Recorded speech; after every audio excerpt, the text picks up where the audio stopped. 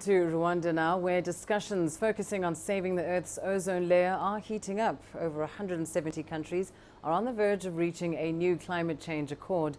Environmental ministers from around the world are discussing the most successful climate change agreements to date, the Montreal Protocol.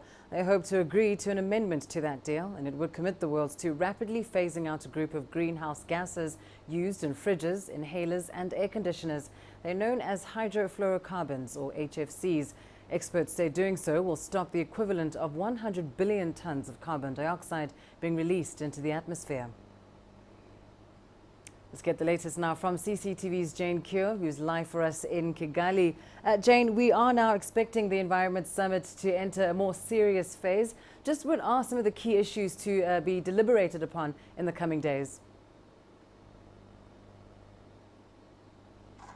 Well, Lindy, the key issue still remains that amendment to the protocol to include the phasing out of HFCs, hydrofluorocarbons, or greenhouse gases, like you mentioned there. And these are gases that use, like you said, are basically used in refrigeration systems, things like ACs. And experts say that these gases are up to 4,000 times as powerful as carbon dioxide in warming the planet. And also, like you mentioned, they believe that phasing them out or cutting them down will actually stop the equivalent of 100 billion tons of carbon dioxide being released into the atmosphere, plus reduce global warming by 0.5 degrees Celsius. That's 0.5 degrees Celsius. Now, Lindy, so far, majority of the 197 countries that are signatories to this treaty here in Kigali are actually in support of this amendment. But of course, there is a bone of contention. Now, the bone of contention has to do with the timelines, the schedules, when exactly this amendment should actually take effect. And of course, like we've been saying, it calls for a balance between the national priorities and global interests. And this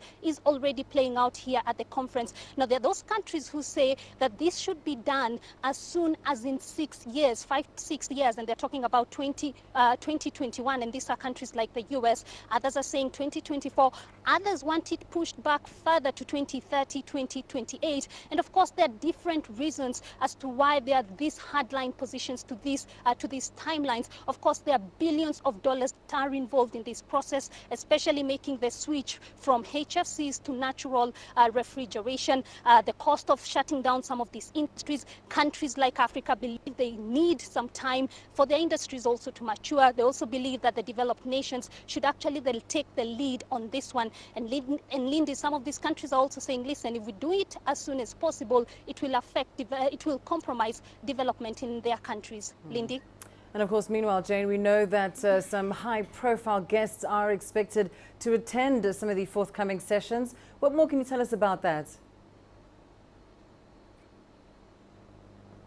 Well, Lindy, the high-level session did begin this morning. Rwanda's President Paul Kagame officially opened that session, and he, of course, called for what appeared to be an early phase-out of the HFCs. He also called for adequate funding to ensure there's efficiency, plus commitment from world leaders. And, of course, we understand that the U.S. Secretary General, the U.S. Secretary of State, John Kerry, will also be arriving here to support these deliberations. Of course, the U.S. has been in the forefront in supporting an amendment, plus pushing for an early phase out. Of course, they are pushing for 2021. Now, experts believe that a successful amendment here in Kigali to the Montreal Treaty will actually signal the commitment, the world commitment to even the Paris Agreement, which comes into effect next month. And this is an agreement that wants to reduce, that aims to reduce global warming by at least 2 degrees Celsius. Lindy? All right, we'll leave it there for now. Thanks very much to Jane Kure for that update from Kigali.